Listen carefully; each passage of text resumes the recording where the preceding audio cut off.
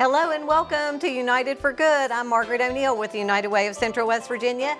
Thanks so much for taking a pause to listen to our show today. Again, always our thanks to the West Virginia Library Commission and the Library Television Network for allowing us to be part of their programming. If you're not familiar with United Way, I'm going to just take a minute before we introduce you to our guests to remind you the counties we serve and some of the work that we do, just in case you have a need as you're listening or have some interest in our work. So we serve 6 counties: Kanawha, Putnam, Boone, Logan, Clay, and Braxton counties in central West Virginia. And by serve, it is just that, to try and meet programming that is important to the communities surrounded by our impact areas that include education, so lots of after-school programming, adult education programming. We focus on health and making sure people have access to free and reduced health care, making sure that people have a way to find the health care closest to them, making sure that recovery opportunities are there for people in our community who have that need. Financial security, financial impact, so making sure that people understand about a budget, how to take care of the money they do have so they can stretch it a little further, how we can help people save and learn for first-time home buying and down payments, and then always our safety net programs, which include things like the American Red Cross. When you have a personal fire in your home and the Red Cross can come and help, we fund that locally in our 6 counties. We also help with sheltering, so our domestic violence shelters, our men's and women's shelters in those 6 counties, and lots of other things regarding food and general safety. And then not to forget West Virginia 211.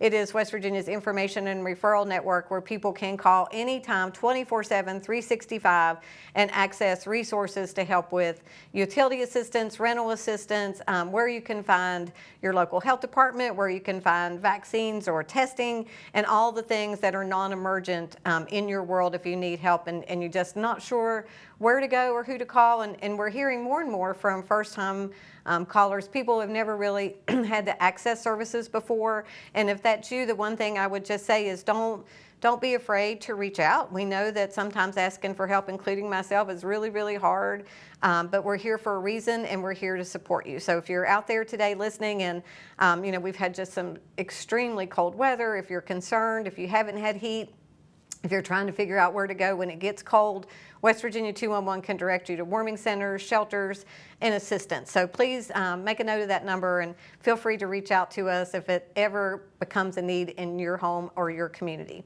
And so with me today, we're talking about volunteer service. That's my favorite thing. I cut my teeth on volunteering and how we could bring people into volunteers when I work for hospice. And so it's just one of the things that means much to me, and this person means much to me. So welcome, Cheryl Quinlan, to United for Good. Thank you. It's good to be here. And you're so excited to be here, aren't you? We kind of twisted her arm just a little bit. Just a little bit. So you've been volunteering with us regularly for how long now? It'll be 3 years in March. So that's crazy. Time flies. I always like to start by just letting people know a little bit about our guests and where you came from, and that your whole world is not wrapped around the United Way like mine and like we think yours is. So tell our audience a little bit about where you came from and your family. I grew up in Pineville in Wyoming County, went to WVU, physical therapist. I've been retired now for about 4 years. Good for you. And then married and have 2 grown adult children who are gainfully employed. And so then I was looking for something else to do. And a grand dog. And a grand dog. Yes, a very special 1-year-old golden retriever grand dog. So looking for something to do. Your husband knew a little bit about the United Way. Yes. I mean, we just say Tim works for City National Bank, who's had a very close relationship with the United Way and their whole footprint. And so I don't know that we've ever talked about this, but what was that conversation about? I'm ready to go do something. Right. Yeah. Well, I knew that we'd always donated the United Way. I knew it was a good thing. Did I know a lot of details? Except yes, it was good. And then I said, okay, I need to do something, but I don't want to be 100% committed to doing something else. And he said, and then I had met you a couple of times at different functions, and he said, why don't you call Margaret? And it was after COVID, so it was 2022, I guess. And you and Carrie were like, absolutely, when are you coming in? Yeah. So. And so pause there to say to anybody listening that is thinking about being a volunteer for our United Way. So we can't speak to every United Way or every nonprofit, but for our particular United Way, we understand that when people say, I want to volunteer, that might not mean the exact same time of the exact same day of every week. And so I talked about my volunteer experience with Hospice of Southern West Virginia, and we had a gentleman who was in his 70s, and when I first started my job, he came in, he said, okay, here's the deal. I'm a volunteer. I'm going to be your best volunteer, but I had a real job. So if I tell you no, that doesn't mean never. It just means no, not today. And, I've kind of valued that and took that with me and work with volunteers because you do have a life and you did retire for a reason. So tell people that we don't contract you on the same day. When I first called, they're like, well, how often do you want to do it? Just as needed a certain day. And I said, well, let's see how it goes. And now you'll call, and there's some weeks I'm there 2 or 3 days, and then others I take a vacation. And I don't come in for a couple of weeks. And then we miss her terribly and go, who let Cheryl go on vacation because we haven't seen her for 2 weeks. But when I come in, I don't feel like that it's work. It's fun. I miss everybody when I'm not there, and I like the way I'm able to contribute. And let's talk about that. So the way people say, well, what can I do at the United Way? And our answer is always, we got something. Like, we don't always know what, but you have. So I said to our team, I'm going to ask her which closet she likes the best. So talk a little bit about, there's just a variety of things that you've done. I've done things from organizing the food pantry, figuring out what we need there, from the toiletries to food, working on when the school supplies come in, getting all that organized and sorted out. Dancing with the stars, which I think is more my full-time job. It does. It probably is. And so that's everything from cutting out faces on a stick to gluing faces to sticks. Right. Making new decorations, figuring out what's going to work, set up, take down, and then with the rubber ducks, doing different things for ducks, decorating Christmas trees with ducks and disco balls.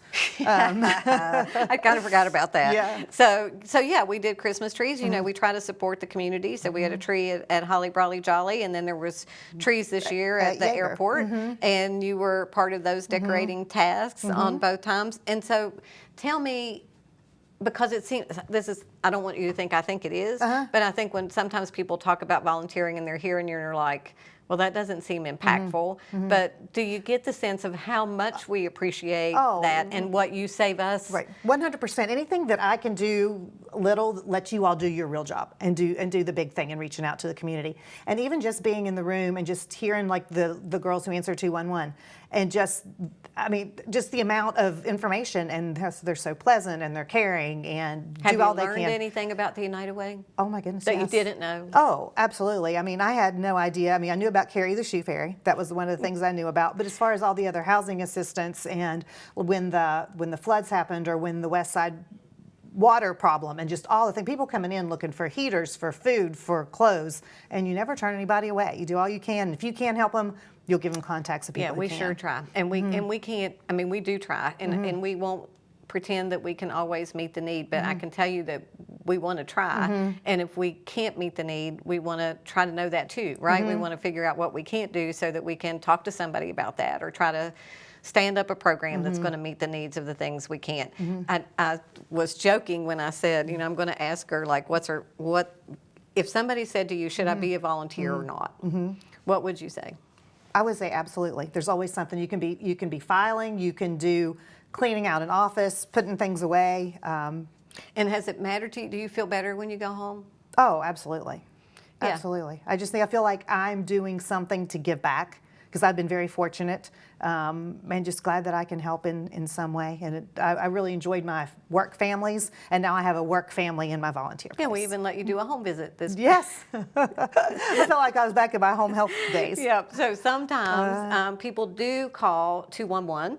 And so 211 is directly attached to our office. And so it's actually in our office. It's on one side of the hallway. It's where Cheryl works a lot of times. It's right next door to her.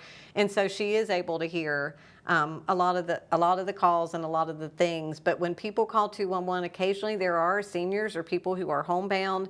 In this past couple of weeks of cold, when it was so icy, seniors that couldn't get out of their homes. And so there was an occasion when Carrie and Cheryl went out to visit and made sure that an elderly person had heat in their home and were able to stay home safely.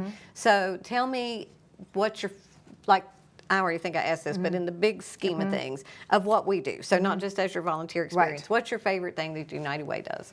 Oh my goodness, there's so many to choose from, but I really think the fact that a school counselor can call and say, this kid needs shoes, and they'll be there today. Yeah. And they're normal shoes. It's like nobody would know that they came from the United Way or any other thing that's needed, but I think the shoes is huge. So Cheryl's talking about the Equal Footing Shoe Fund, and that is a direct partnership with the department, the Board of Education in all 6 of our counties.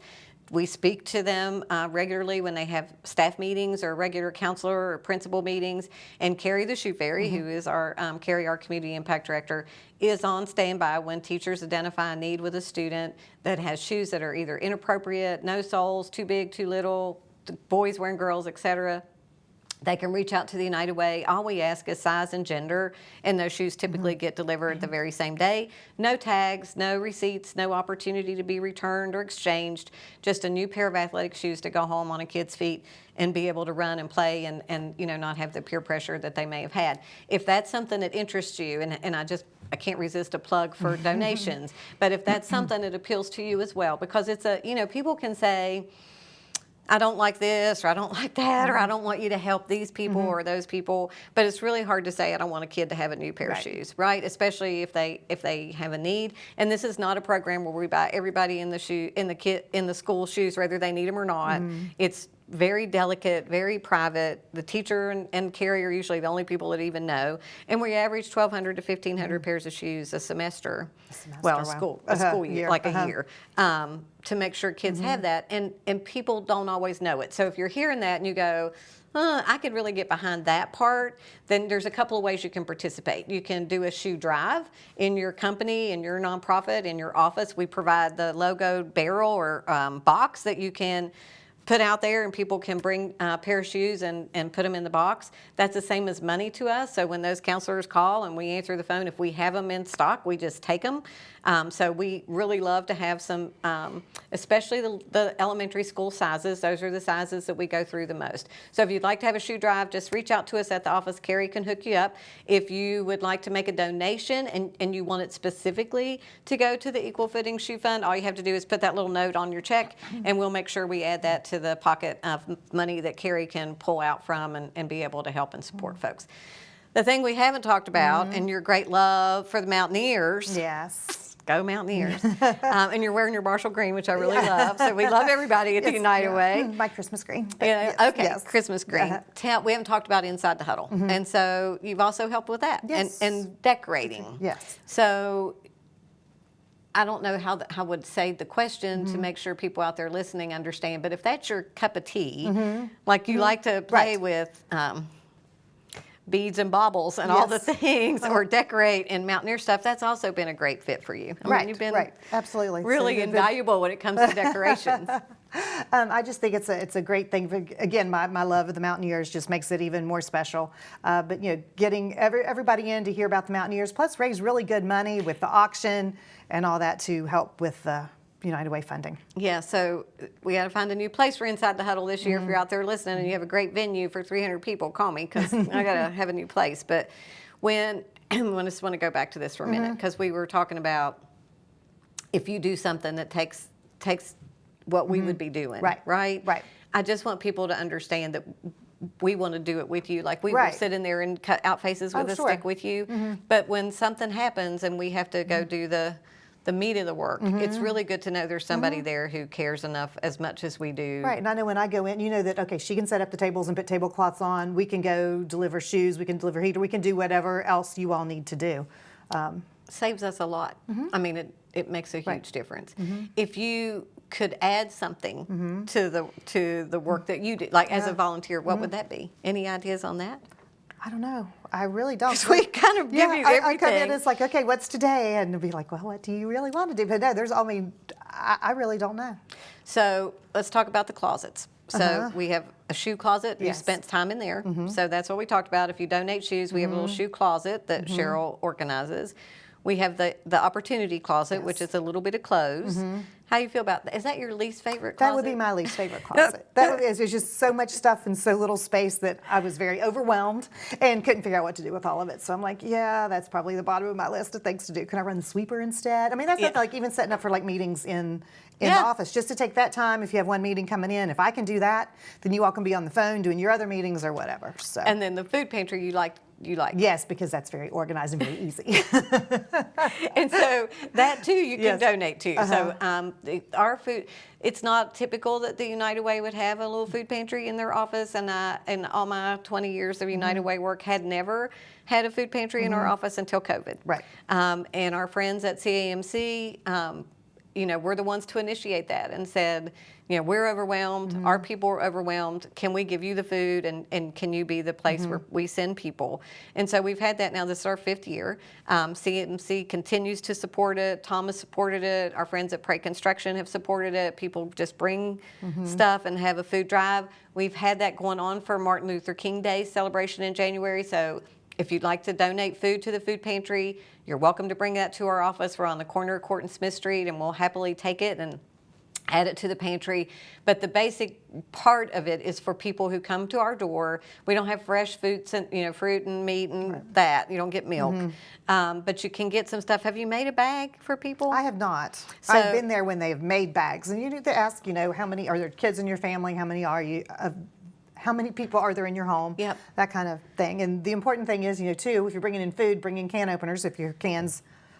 Thank you. I love that part, right? Because sometimes people are like, well, we gave them food, and it's like, great, what'd you give them? And they're like, well, I gave them Campbell's soup, right? What you think is a great thing, but they're not Pop Tops, and they can't open them. Or we, really want to meet people where they are, so sometimes we're giving snack bags to people experiencing homelessness, and there's no way to heat up a Campbell's soup can, so you're more on Pop-Tarts and crackers and granola bars and things like that.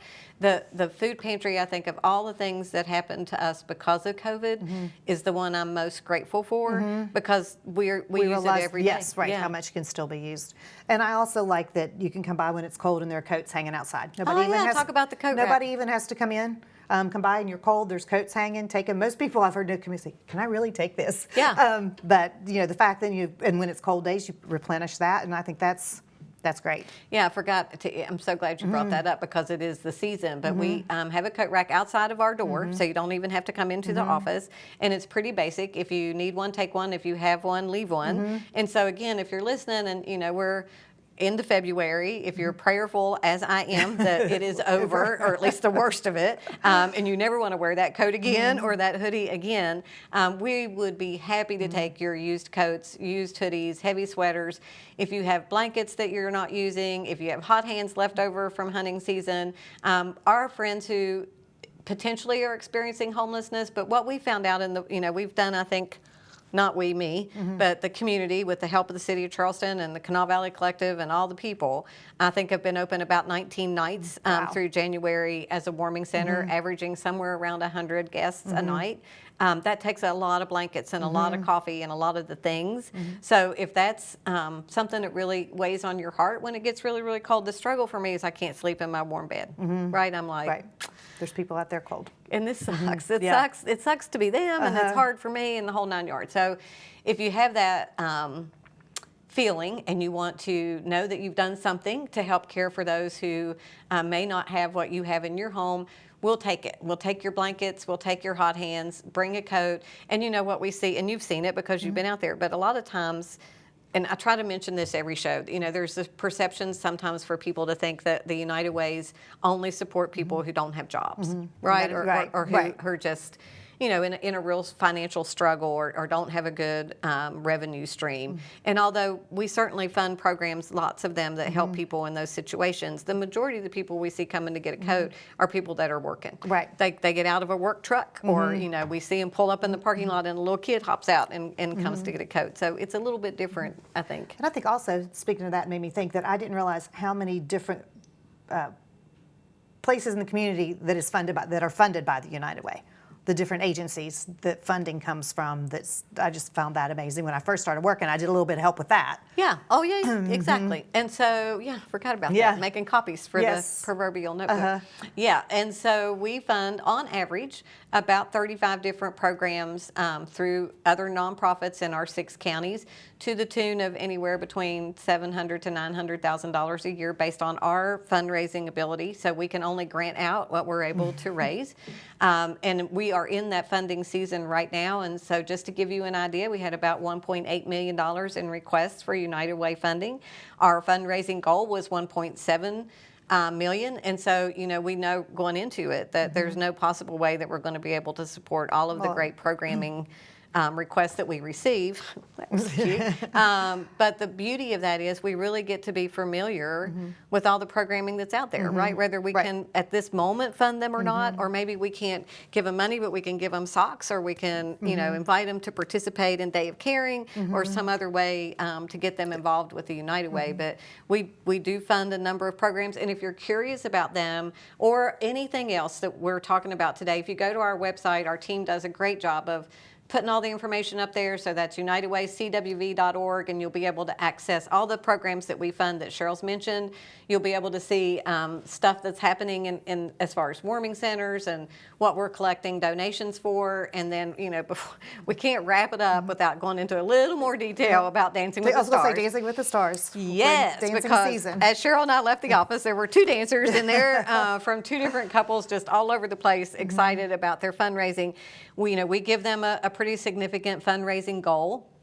The 12 individuals, 6 couples are all just wonderful community volunteers. They're not professional dancers. They're not trained to do this, and they truly put themselves out there. And you've seen it. I mean, you've seen it firsthand for 3 years. These are folks who don't ask me to stand up and dance in front of 1,000 people. That's what Pam asked me today. She says, "Why aren't you dancing?" I said, "Because I don't do that. I do this part." Yeah, we're the behind the That's scenes right. Absolutely, people. Absolutely. But these 12 people really put it out there. Absolutely. I mean, they don't care about. You know, they're being the thin, perfect dancer. What they care about is they're raising money for the United Way in their community, and they totally get it. Right, and they can't tell Margaret no. Well, that's a false rumor. That's a rumor you hear a lot. That's not true. But, you know, I think what I love every year, and Andrew Silbernagel, if you want to know of all of our dancers, I'm not going to try to recite them for you, but again, they're on the website. But Andrew Silbernagel is one of those and was in the office today, and, you know, he just said, every time I come, there's something different. Every time I come, you're doing something different. And I think that's, they learn so much, just like you have, because they're volunteers too. Right, so then they can go out then and tell people Yes.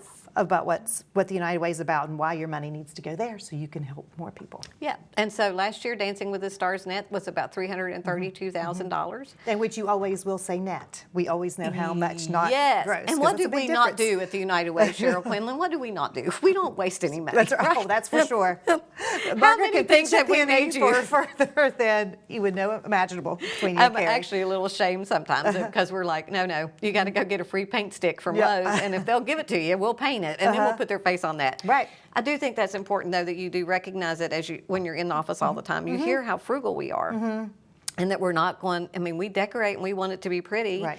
But as we were looking at today, it's like, well, that's it's not worth pretty. the money. Right. And we got to find something else. But it's never going to be expensive, or more expensive than we want it to be. Does that? Yeah, Makes we sense. want to make it pretty, but it's not going to be extravagant because that's not where the money needs to go. Yeah. So when Dancing with the Stars rolls around, it's May the 2nd. I will give you inside scoop that we are selling out really quickly this year. I usually am preaching that around March, and here we are just into February. It's still January.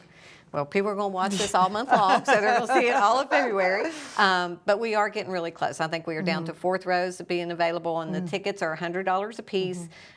You're going to get the show of a lifetime. It is the social event of the season. And I can tell you, I've already heard the music of our dancing couples. And is it good? Oh my gosh. You don't want to miss it. And so we highly encourage you to support them. They do fundraisers all spring, and so you're going to start to see events where you can buy a ticket for something that's not the event itself and support your favorite couple. All of that goes into our community impact fund that allows us to fund those programs Cheryl was talking about, those 35 nonprofit programs, up to $800,000-900,000 a year to make sure our community needs are met. All that comes from the events that we've mentioned: Inside the Huddle, Dancing with the Stars. Day of Caring will be coming up in September. This is our 20th anniversary of Day of Caring. And what do you do for that, Cheryl? What's your task for Day of Caring? It's my favorite. Okay, how many volunteers do we have? I fold 1,000 T-shirts. T-shirts, and if you didn't know, and organized by size and into bags. Yeah. So if you're like, that's my skill. I'm a good T-shirt folder. We are the place for you. And last year they were lilac, and so we went in there with Cheryl in a little sea of lilac T-shirts. And then before it's been Pepto-Bismol. I was in the pink. Pink was the year before. That's right. And again, saying whatever color is on sale is what color we end up doing. So that money's not going to an expensive, trendy color for the year. That's exactly right. And our we just have, again, great partners. We have a T-shirt person who we've worked with now. And the weather always seems to cooperate. Most usually. I the third Wednesday in September. If you're going to get married, that seems to be the day that the sun shines, or it's either 1,000 degrees or not raining, though, typically. So Day of Caring coming up in September, we'll reach out to you if you have a program or a project that you think would be helpful, especially if you're a nonprofit, a community organization, a church, a school, and you just need that one thing painted or that tree trimmed or some trail work done. Reach out to us at the United Way. We're going to connect you to our person. Katharina Fritzler runs that work for us. Last year we did have about 1,000 volunteers, about 80-ish projects across those 6 counties, and we're going to find the thing for you that allows you to either do team building, if that's what you want to bring your team out for, is some team building opportunity. If you let them, we usually say it's about 6 hours of your day, and so companies have to let their people, don't have to, companies choose to let their people off to support our Day of Caring, but it is a great opportunity, and nonprofits value it so much because it's the same. We'll kind of end how we started with volunteering, but you're literally taking something off our plate that we don't or won't do because we don't have time, right? And don't forget about the rubber ducky race. And the rubber duck, because you have a big duck behind your head. You can't see it, but the great rubber duck race coming up, part of the regatta. The event is going to be on the last Sunday, so we're wrapping up the regatta with the duck race this year at noon on Sunday, July the 6th. We leave from the Southside Bridge, 10,000 little rubber ducks. We catch every single one of them. Rubber, remember they're rubber, not alive. People do confuse that. All 10,000 little rubber ducks get caught into a net and taken out of the river, no pollution, and first prize is $4,000, and we couldn't be more excited about that. Ducks are on sale now. Again, go to the website. You'll be able to see all of that. Yep. Never want to close without saying, anything you'd like to say I haven't asked you, or that you'd like to share with the people watching about the United Way or volunteering? I think the United Way is a fabulous place to volunteer. I wouldn't have still been doing it for 3 years, a couple of days a week. And even if none of the things that I do sound like something that you'd like, they will find something for you, and I think you will love it and appreciate even more what the United Way does for our community. Thank you. And now you have met Cheryl Quinlan, who's also our Helping Hand Award winner last year, which means our staff thought you did an exceptional above and beyond the call. And so clearly you have, and you do, and we're so grateful. Well, thank you. Thanks for being with me after she didn't really want to. So thanks again to the Library Television Network. It is always a pleasure to speak to you, our community. Nothing we do or talk about could happen if it weren't for you and the support and the care that you give, not only to our nonprofit, but to so many in our community. So we're grateful for you, and we hope you have a wonderful February and that all the cold weather is gone. Until next time, I'm Margaret O'Neill with the United Way of Central West Virginia. This is United for Good.